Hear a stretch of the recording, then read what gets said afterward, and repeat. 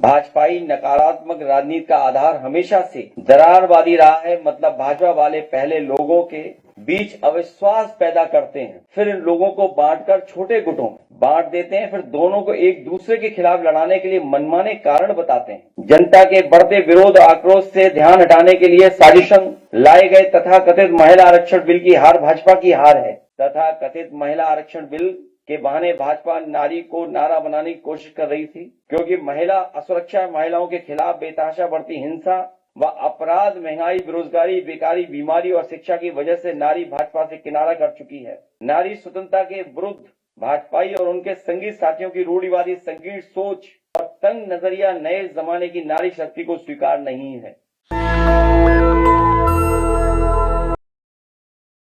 और एक लंबी प्रेस कॉन्फ्रेंस आपने सुनी है, लंबा टीवी प्रसारण भी सुना आपने। इस मौके पर मैं आप सबका जहां स्वागत करता हूं, वहीं आज हम एक ऐतिहासिक लोकतांत्रिक जीत के अवसर पर मिल रहे हैं, जब सरकार की बदनीयत की हार हुई है और परसिमन बिल पास नहीं हो पाया है। संसद में हार का सीधा मतलब ये होता है कि सरकार अब जनता की इच्छा का प्रतिनिधित्व नहीं करती है। ऐसे में उसे बने रहने का कोई हक नहीं है और विपक्ष की सही मायनों में अब देश की इच्छा का प्रतिनिधित्व कर रहा है। भाजपाई नकारात्मक राजनीति का आधार हमेशा से दरारवादी रहा है। मतलब भाजपा वाले पहले लोगों के बीच अविश्वास पैदा करते हैं, फिर इन लोगों को बांटकर छोटे गुटों में बांट देते हैं, फिर दोनों को एक दूसरे के खिलाफ लड़ाने के लिए मनमाने कारण बताते हैं, फिर एक दूसरे का डर दिखाते हैं। तुम खतरे में हो, इसलिए अकेले कुछ नहीं कर सकते, तुम हमारे साथ आ जाओ। इससे समाज में विभाजन, विखंडन हो जाता है और डरकर एक गुट इनका वोटर बन जाता है। इस तरह ये अपना उल्लू सीधा कर लेते हैं। इसका सीधा मतलब यह हुआ कि भाजपाई सत्ता पाने और सरकार बचाने के लिए कोई भी साजिश कर सकते हैं और करते भी हैं, और कितना भी नीचे गिर सकते हैं। भाजपाई का CMF फार्मूला, भाजपाइयों का CMF फार्मूला, क्रिएट मिसट्रस्ट और फियर, अब पिट चुका है। भाजपाइयों का समाज के बीच भय और अविश्वास पैदा करने का सामाजिक षड्यंत्र अब और नहीं चलेगा। आज तक चली भाजपाइयों की चाल अब जनता के सामने खुल चुकी है, इसलिए अब इनकी हार होना शुरू हो गई है। लोकसभा चुनाव में उत्तर प्रदेश की जनता ने भाजपा के इसी गंदे सियासी खेल को भांपकर भाजपा की बुरी तरह हराया था। अब एकता को बांटने के ये खेल भाजपाई महिलाओं के बीच खेल रहे हैं, लेकिन अब ये महिलाएं ही अपनी सुरक्षा, अपमान व हर तरह के शोषण से बचने के तथा महंगाई, शिक्षा, स्वास्थ्य के नाम पर हो रही लूट को खत्म करने के लिए भाजपा को हराएंगी। आज के नए विचार वाली नारी और उसकी आधुनिक सोच भाजपा के पुराने जमाने की तंग सोच से मेल नहीं खाती है। इसलिए भाजपाई सोचते हैं कि समाज में अभी भी जो महिलाएं पुरानी सोच की हैं, उन्हें तो कम से कम अपनी तरफ कर लें, क्योंकि जागरूक समाज की कोई युक्ति नारी तो भाजपा को वोट देने वाली नहीं है। ये टीवी सीरियल की आपसी राजनीति को असल जिंदगी में औरतों के बीच एक लाइन खींचने के लिए इस्तेमाल करना चाहते थे, जिससे महिला एकता न बन पाए।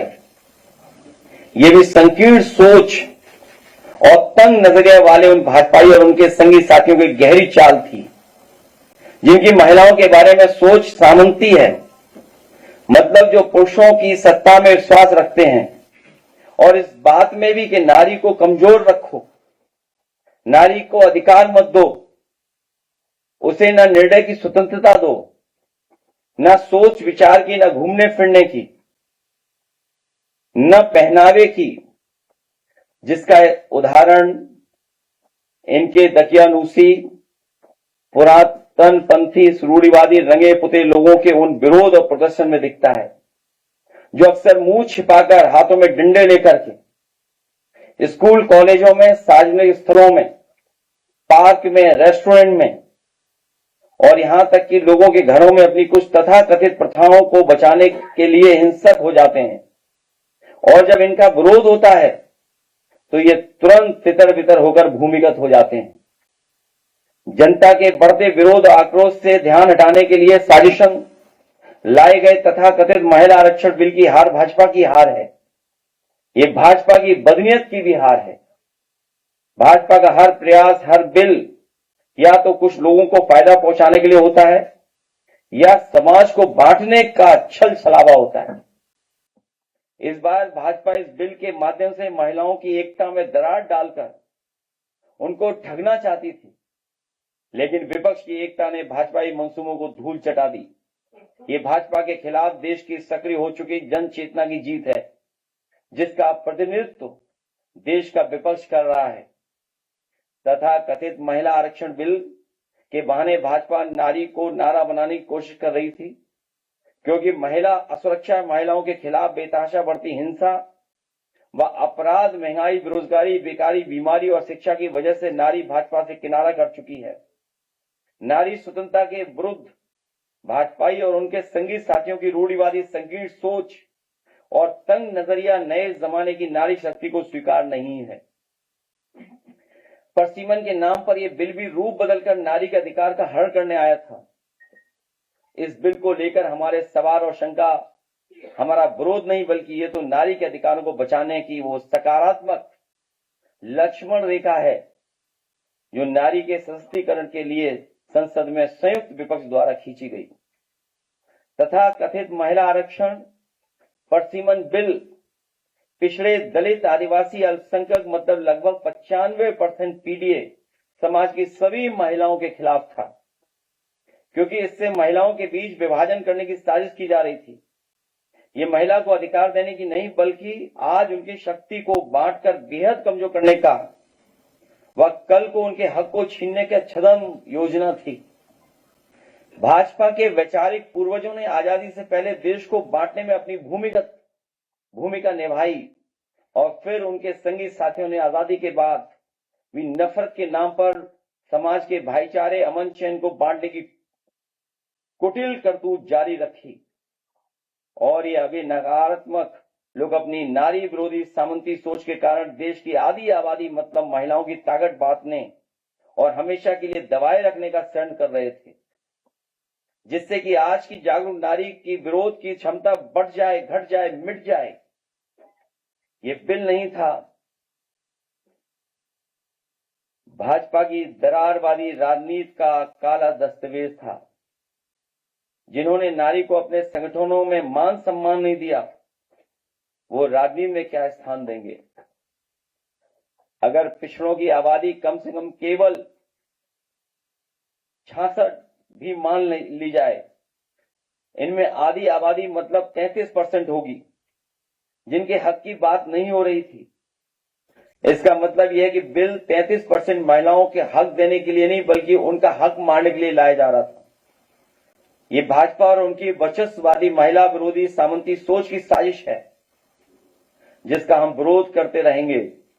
इसके लिए भी चाहे साल लगे या सदी। दरअसल ये 33% महिलाओं को आरक्षण दे नहीं रहे थे, बल्कि 33% महिलाओं से आरक्षण छीन रहे थे। अगर इनमें अनुसूचित जनजाति व अल्पसंख्यक महिलाओं को भी जोड़ दिया जाए तो पीडीए महिलाओं की हकमारी का ये आंकड़ा 50 तक पहुंच जाता है। हम महिला बिल के विरोध में नहीं थे, सिर्फ उनके पास शोषणकारी तरीके के खिलाफ थे, जिसकी मंशा खराब थी। अगर किसी काम को करने की सही मंशा होती है तो शंका नहीं होती है। दरअसल ये भाजपा की हार की हड़बड़ी में उठाया गया कदम था, इसके पीछे कोई तैयारी नहीं थी। हमारे बीच इस बिल को लेकर इसलिए रोष था क्योंकि प्रक्रिया में दोष था। हमने माना कि इस बिल में खोट है, क्योंकि भाजपा के नजर में केवल वोट है। इसलिए हमने विरोध किया और लोकतंत्र और संविधान को बचाने की एक और मुहिम में हम सफल रहे। दरअसल महिला आरक्षण बिल का तो आधार ही निराधार था।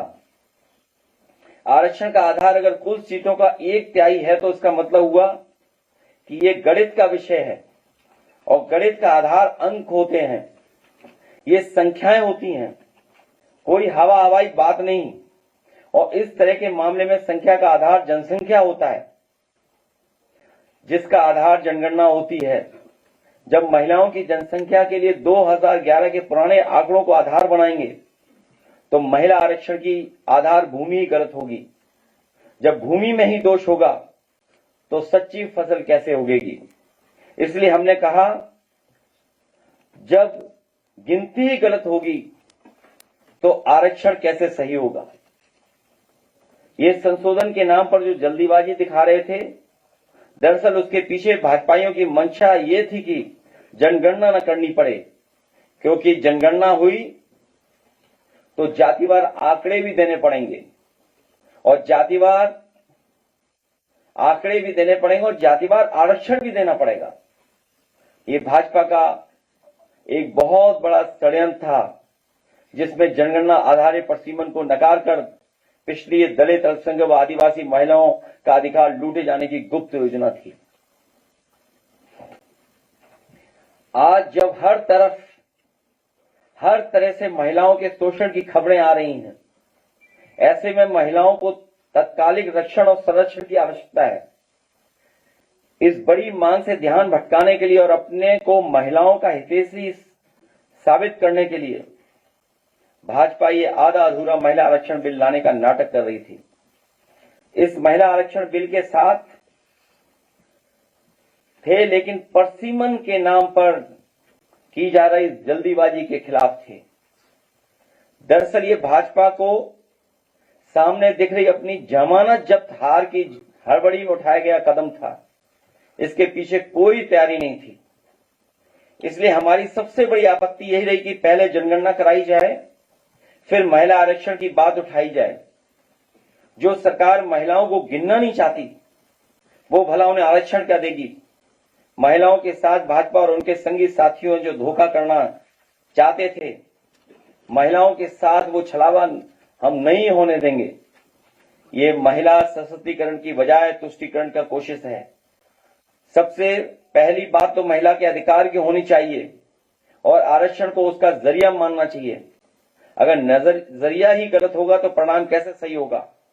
हम कह सकते हैं कि महिला आरक्षण की खामियां आखिरकार महिला अधिकार की खामियां साबित होंगी, क्योंकि नियत चुनावी राजनीति के फायदा उठाने का था, न कि महिलाओं को सच्चा प्रतिनिधित्व देने की। इसलिए यह कभी सही साबित नहीं होता। प्रधान पति की तरह सांसद पति की अवधारणा भी चल निकलती। सच तो यह है कि आखिरकार महिला आरक्षण राजनीतिक दिखावा ही साबित होता, क्योंकि यह महिला सशक्तिकरण के मूल मुद्दों को संबोधित नहीं करता है। बुनियादी सवाल यह है कि जब नए निर्वाचित क्षेत्र ही नहीं बनेंगे तो महिलाएं किसका प्रतिनिधित्व करेंगी, और नए निर्वाचित क्षेत्र तब तक नहीं बनेंगे जब तक परसीमन न हो जिसका आधार जनगणना होगी। घूम फिर करके बात वहीं पहुंच जाती है कि जब तक महिलाओं की गिनती सही नहीं होगी, महिला आरक्षण सही नहीं होगा। महिलाएं जब तक जनप्रतिनिधित्व को लेकर शिक्षित प्रशिक्षित नहीं होंगी तो उनकी शक्तियों का लोग दुरुपयोग भी करेंगे। जब स्टूडेंट यूनियन तक के चुनाव नहीं होंगे तो राजनीति की नर्सरी खत्म हो जाएगी। सच्चा महिला नेतृत्व नहीं उभरेगा। इसलिए राजनीति में भाग लेने के लिए महिलाओं के लिए क्षमता निर्माण और प्रशिक्षण की आवश्यकता को संबोधित करना होगा।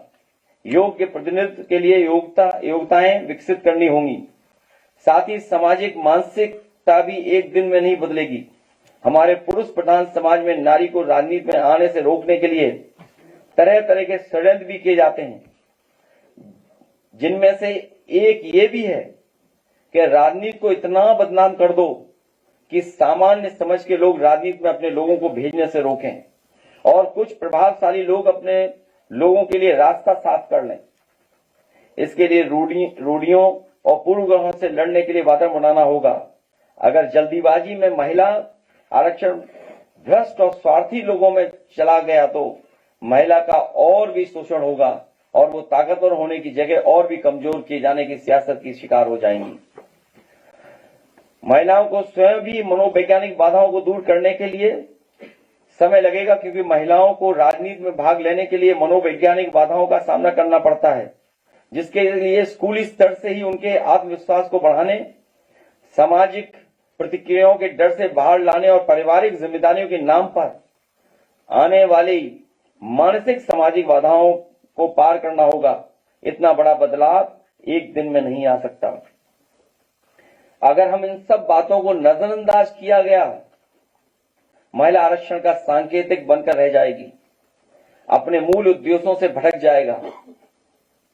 जहां महिलाओं को आरक्षण कोटा का पूरा करने के लिए निर्वाचित या नामित किया जाएगा,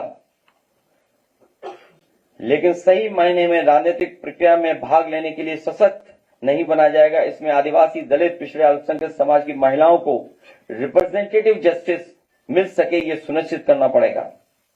किसी भी कार्य क्षेत्र में काम करने के लिए महिलाओं के लिए कुछ विशेष सुविधाओं की व्यवस्था करनी पड़ती है। उनके बारे में भी इंफ्रास्ट्रक्चर विकसित करना होगा। हमारा मानना है यही है कि महिला आरक्षण लागू करने के लिए पुख्ता तैयारी हो, सिर्फ हवाई बात या लफ्जबाजी नहीं।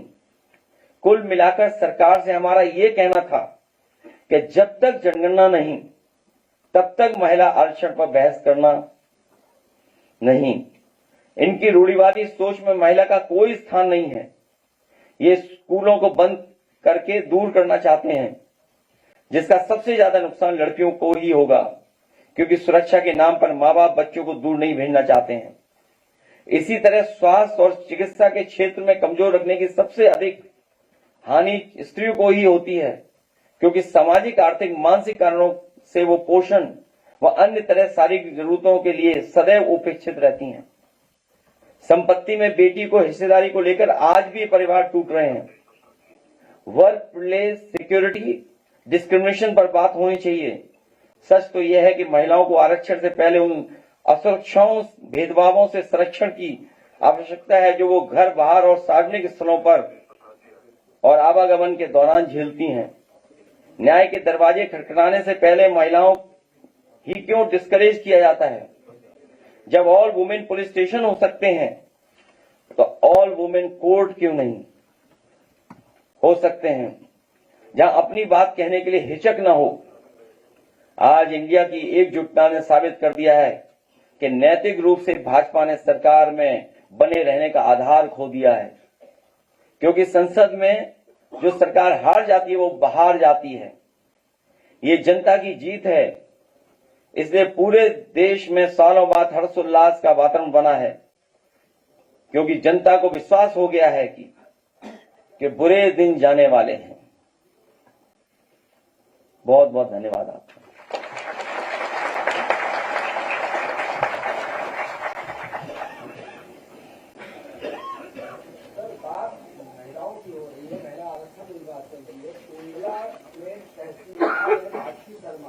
उन्होंने वहाँ के डीएम पर आरोप लगाया और ये कहा कि डीएम हमारा हरेसमेंट कर रहा है। आज भी खबर आई है कि सरकार ने महिला तहसीलदार पर ही कार्रवाई करते हुए उसे लखनऊ में अरेस्ट कर दिया। कैसे देखेंगे?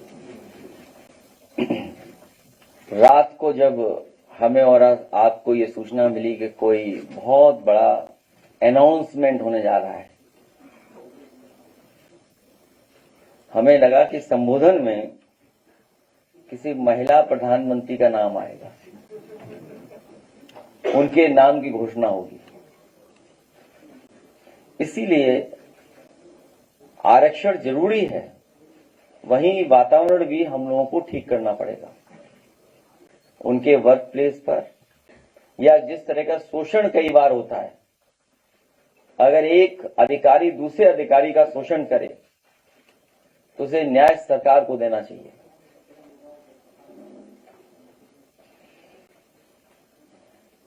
मैं आज फिर परशुराम जयंती पे बधाई देता हूं, सभी त्योहारों पे बधाई देता हूं, और एक बार फिर परशुराम जयंती पर सरकार बनने पर छुट्टी होगी। उस छुट्टी को बहाल करने का काम करेंगे।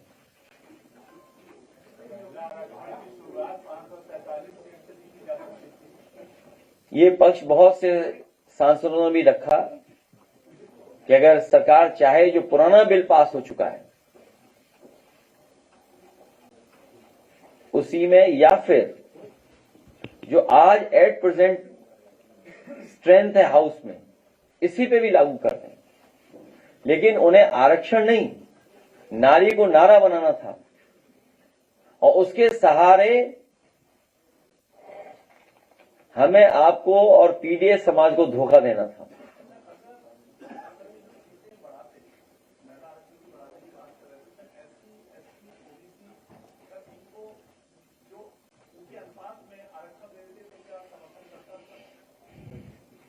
जब सवाल यह है कि आप सीटें बढ़ा करके आरक्षण देना चाहते हैं, हमारा संविधान, हमारा बाबा साहेब भीमराव अम्बेडकर का बना हुआ संविधान ये कहता है, नियम जो है कि आप जनगणना कराएं, और ये जनगणना कराना नहीं चाहते हैं क्योंकि जैसे ही जनगणना की बात करेंगे तो जाति जनगणना की बात उठेगी, और जाति जनगणना की बात उठेगी तो सभी समाज के लोग अपने हक अधिकार की बात करेंगे आबादी के हिसाब से, और उसके बाद डिलिमिटेशन होगी।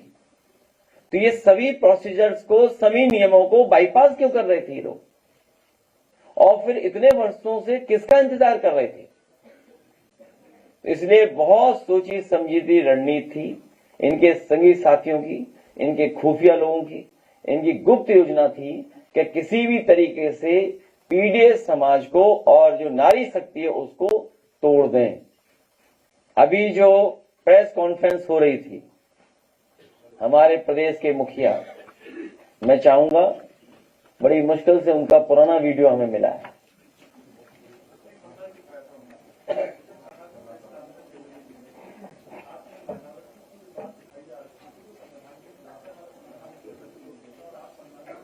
हम सब जितने लोग यहां बैठे हैं, हम आदि आबादी को हक और सम्मान देना चाहते हैं। तो आदि आबादी में गिनती किस किस की होगी और किसकी नहीं होगी, ये कौन तय करेगा? आज भी जो प्रेस कॉन्फ्रेंस हुई और कल भी जो संबोधन हुआ उसमें आदि आबादी की बात हुई है। तो आदि आबादी मतलब महिलाएं हैं, और डॉक्टर राममनोहर लोहिया को जो मानने वाले लोग हैं, उनके सिद्धांत पे चलने वाले लोग वो जानते होंगे, डॉक्टर राममनोहर लोहिया ने कहा कि महिलाओं को हम पिछड़ा मानते हैं, और अभी भी सरकार आदि आबादी की बात कर रही है। तो जो आदि आबादी हमारे समाज की है, पीडीएस समाज की है, उन सबको हक सम्मान मिले। मंत्री जी कह रहे हैं कि विधानसभा के सामने समाजवादी पार्टी का झंडा जलाया है।